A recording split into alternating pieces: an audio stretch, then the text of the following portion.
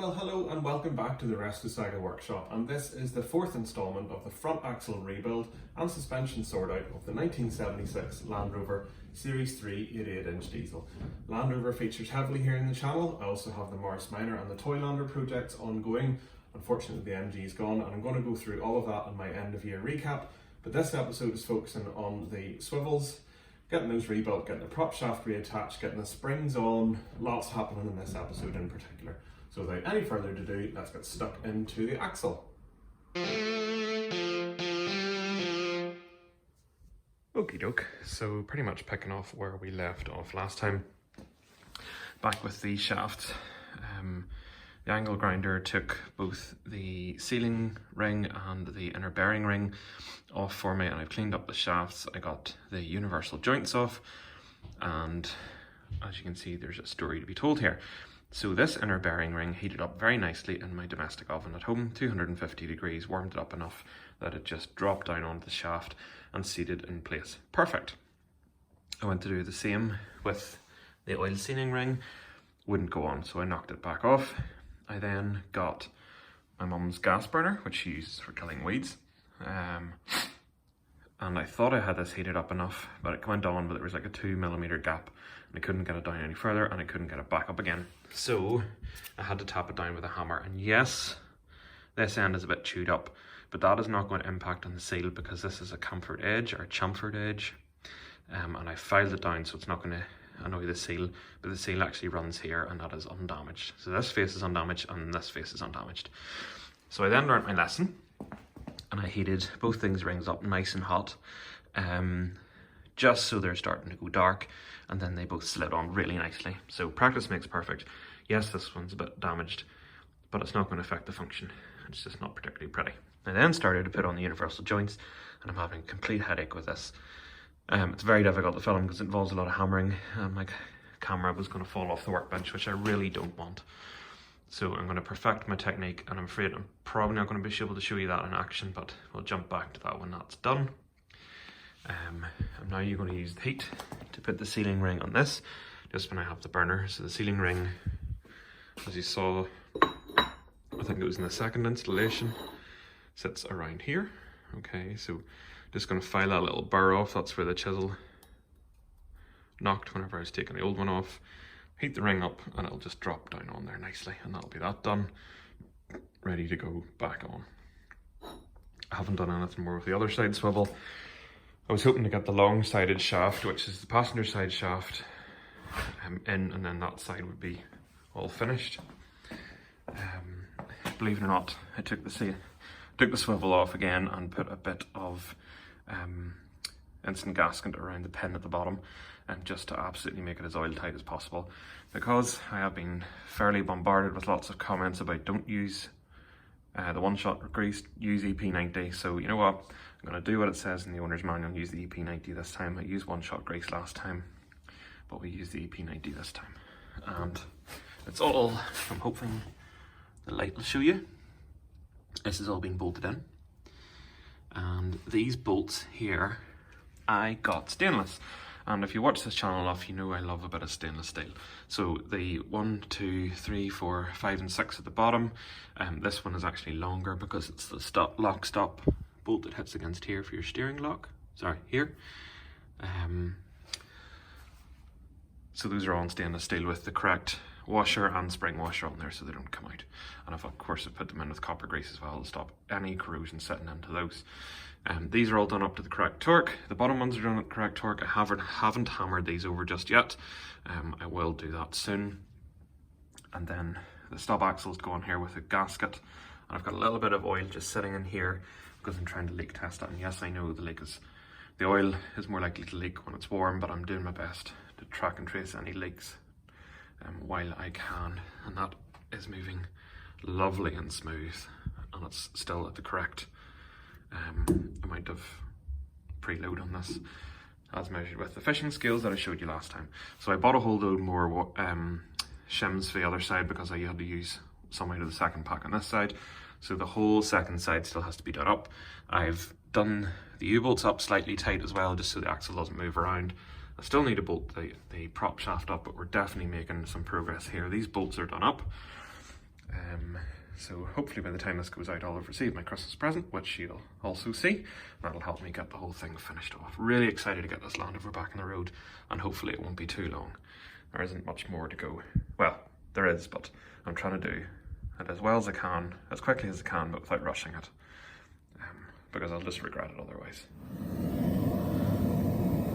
So this is my setup here, and I'm just using the blowtorch here to heat up this ring, and then it'll expand and go around that stub axle. I'm not going to be able to film it actually going on the stub axle because it involves me wearing my welding glove, not burning my hand, and not dropping my phone. So I'll catch you up once that's on it, but just showing you what it is. This is the blowtorch here. I'm trying to keep it away from Mrs. Restisag's car as well. Well, best laid plans and all that. For some reason this ring did not want to slot on just as easily as the two on the long shaft, so it only went down a little bit and I ended up tapping it on, but the extra heat I think expanded enough that it was quite easily hit on. And yes, there are some witness marks from the hammering, but I have not damaged the outer sealing face, so that's all good. I will run the file around this outer edge as it slots into the inside of the back plate for the brakes, but that's another component all finished up. This is my little plate, letting it cool down. I actually managed to break one of these yesterday when I was doing the other two. So let this cool down too before I take it out of the vise, and then I'm going to have another go at these universal joints. I don't have a press, so I'm doing my best to do it with my vise. That's a little bit difficult because it turns out you actually need 4 hands to be able to do it. Rather than leave you all starved with video footage of me making a complete hash of putting these universal joints in, this is a closer look at the long shafts. This is the passenger side shaft. You can see a little bit of bluing here on these, but the surfaces are lovely and smooth. I'm doing my best not to damage these, having put so much effort into getting them in. This distance piece still spins, and it does on the other side. Don't really know why, but it did. This is right down snug onto it, so who knows. In an effort to make these cups, those little cups there with the needle roller bearings in them easier to put through, I have sanded this out ever so slightly just to clean up the surface. I've also gone round to the outer edge just here with a file to make sure there's no burrs, just to make sure those cups are most easily put through here and here. I've already got one side easily assembled. I'm trying my best not to put any dirt, and that moves nice and smoothly like that. So this has to go in to the other shaft. It really is a bit of a task, but we'll get there. And this is the side that I'm assembling, the passenger side, so if I can get the passenger side completely finished, I'll be absolutely delighted, and I think that would be quite an accomplishment. I really would like to get the Land Rover back on the road for probably mid-January. I have another little treat for myself that has arrived, and I'm going to make a separate video. Some of which you probably might have seen it, on the freewheeling hubs. But I'll probably release the freewheeling hub video before I release this one, just so there's enough footage of it to make this one worthwhile. So let's have a go at this shaft here. At last, after a lot of fighting, we have a very nice, smooth, universal joint. So all the circlips are in. I've managed to not damage these faces at all, which is nothing short of a miracle. The shaft is finished, and I am going to put it in the housing, and there's one last job to do, which I didn't know about, but makes complete sense. And that is to check the clearances. Different page of the book, but it's to check the clearances with the swivel housing to make sure it's not rubbing whenever we're on full steering angle, because these are large chunks of metal and you don't want them spinning quickly and hitting other large chunks of metal. So get the feeler gauges out and give that a check. Absolutely delighted. This is the little bit I meant to check, and it's the clearance between the yoke and the swivel pin, and it's meant to be 0.05 of an inch, so let's get the feeder gauges out and do that. So here I am down with the shaft fitted, just rotating it nicely. It's really smooth, and that is where I need to check the clearance. Now the shaft key wants to do that, and just sort of pop down out of its little rest, but I can definitely get the feeler gauges in there, and that is 0.4 and 0.04, 0.1, and it's very happy sitting there, so there's plenty of clearance. And I'll obviously do that when I'm not holding a camera, so I'm absolutely delighted how smooth that is. Really, really nice. And anyone who's ever tried to pop one of these in, well, no, it's a bit difficult trying to blindly line it up with the end of the axle in there. And believe it or not, very shortly after I just filmed that little segment, I realised that the shaft actually had to go in a bit further. This is me just catching it again after Christmas. Took a few days off. This shaft would not go in that way any further because the bearing in here had sort of come apart and one of the rollers popped out, so it was jamming. But there you go. So I'm going to recheck the clearances between that yoke and the housing. And to be honest, even by eyeball, I can tell that is absolutely fine.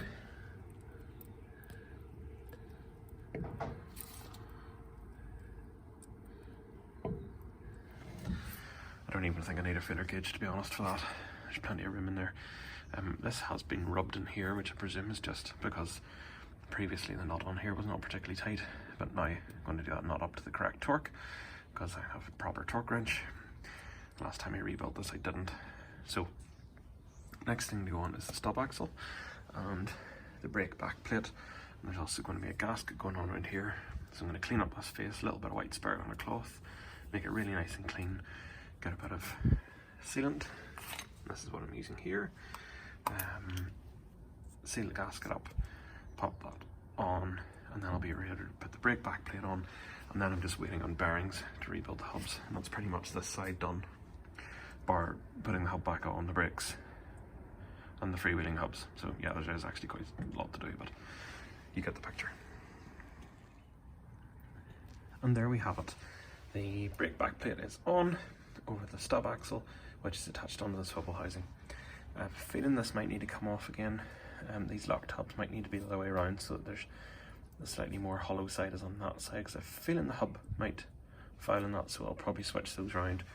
This one seems to be okay, but these two here might need changes. I'm not sure this edge is going to clear the hub whenever it's reattached on, but really quite pleased with this. I'm feeling a bit of a milestone, so what I'm going to do is fill up this swivel with oil and check for leaks, because I think now is the time to look for them. I know the oil isn't warm and it isn't just as likely to leak whenever it's cold and thick, but every little helps if I can try and stave off the leaks. The other little thing is this bracket here sits on those two top nuts in the swivel, but this was a homemade bracket when I restored the Land Rover the first time, and I think this bottom edge is just a little bit thick with the rubber gator on there, so I'm going to have to take this off and take a bit of excess metal off that side, or I'm maybe going to satisfy my stainless steel habit and replace that with a stainless item, just so everything in there that it can be stainless steel is. The reason these are not stainless is because they're high tensile bolts, otherwise they definitely would have been. I probably could have put stainless steel lock nuts on there, I'm just thinking, but oh, it's done now. So still need to go over everything, check all the torques. I haven't knocked over any of these lock tabs just yet, but everything, because I'll check everything again before we finish up. But that's one side on, should be oil tight. It's really got a nice smooth action here with its range of movement. I'm really pleased with it. I've replaced everything I think I can and should. I'm just really looking forward to getting the Land Rover back on the road at this stage. So over here we have the swivel for the driver's side, or if you live in the colonies and you drive on the wrong side of the road, that would be the passenger side. Controversial statement there from the right-hand drive market. So this is your bar swivel housing, and there are 3 bearings to put into this. There is the big roller bearing here on the sort of the axle face, so it gets knocked into here. There is the, let's see if I can get this the right way up. I think I'm right in saying this, but I always double check it before I hammer it in. The alco bush goes in the top. Sorry, that's the bottom. So that's where the roller bearing race goes in, and then the alco bush goes in the top here. And I'm going to use my copper and hide hammer once again. I actually forgot about it, but it's such a good job. Minimal risk of damaging anything metal whenever you're using certainly the leather face and the hide face. The copper might be good as well, so let's give that a bash, for want of a better phrase. Sorry, please excuse the pun. So, I thought I would include this in the video, to be honest, because I think it's a simple job, but it's not necessarily. The yoke on the back of this, these two bolts here, are not equally spaced as these bolts, so there is a specific orientation of the prop shaft, and it can only go 2 ways rather than 4, if that makes sense. It can't just be bolted on, it has to be pretty much lined up in one orientation or 180 degrees to that single orientation. The tools I use, my nice new 1/2 inch ratchet from Tang Tools, and I'll be doing a product review in this soon, just because it's a nice new Christmas present and it's such a dream to use. I'm not paid by Tang Tools, I just really like their stuff. It comes with a lifetime guarantee, and it's a whole lot cheaper than the likes of Snap-on and Mac. So 1/2 inch ratchet. This is a prop shaft removal tool, and it's just basically a long extension piece with a 9/16 socket in the end, but it allows you to get in around the yokes of the prop shaft, so that's a great job. Yellow bag, or the blue bag, prop shaft bolt kit. How wrong can Britpart really go with 4 nuts and 4 bolts? So that's handy, and the all-important copper grease. Slather it everywhere you can, and this just means I can get those nuts off in future, and then spanners for the other end. So let's get it. I'm not going to video it, I'm sure you don't need to see your Rest-A-Sega technician doing 4 nuts up, but just a little representation of what I actually use for this job. And apologies for the poor lighting, but there you go, 4 bolts in, and looking at that, it seems I might have put that dust cover a little too far up the input shaft, as there's a little bit of space there between the seal and it, but sure, you live and learn. I'm going to grease this prop shaft as well before I put the wheels back on, just because access is easy. But that's those 4 done up. Did actually mean to say I just got those off eBay. I think it's quite easily got rid of, or got hold of. It's probably about £10, not too expensive. And for some reason the Britpart packet has 4 extra bolts. Don't know how that happens, so it is possible to make this more difficult than it needs to be. Or maybe those are for the rear prop shaft. I'm just thinking if you were doing it, there's only bolts on the back of the rear prop shaft and nuts only required for the front of the rear prop shaft, if that makes sense. So there you go. Okay, I promised this video was going to end with this. Just putting the seal back in the end of this axle tube in preparation to coming back to it another day, and putting the chrome swivel on. So the seal's just sitting there loosely. I have the soft faced hammer just to tap it flush with the axle casing, and then I'm just using this hub nut spanner as a drift, and that'll hammer it on in, and I'll use the actual hammer for that. Let's get that installed, and then I think we should leave it there for this video. And there you have it, one perfectly drifted in axle seal, just ready for the chrome swivel. And this time I'm going to remember to put the rubber gator as well as the seal on before I put it on. Right, let's wind this video up. So, I hope it didn't bore you too much. I thought that this episode wasn't going to be particularly long, but it seems to be much the same length as all my other ones. I've covered plenty, and I hope you found it useful. I'm getting quite a lot of comments that are saying that I'm being able to help them. I think that's really great. I enjoy making these videos, and I enjoy getting your feedback, be it positive or negative. As long as it's constructive, I'm happy. Please give me the thumbs up and hit the subscribe button down below. It would be very much appreciated. Fire me a comment. I reply to all my comments. I read them all, and I really appreciate them all. You can also find me over on Instagram, on Facebook, and on Twitter. And I try and vary the content across the various platforms just to keep it interesting for you all.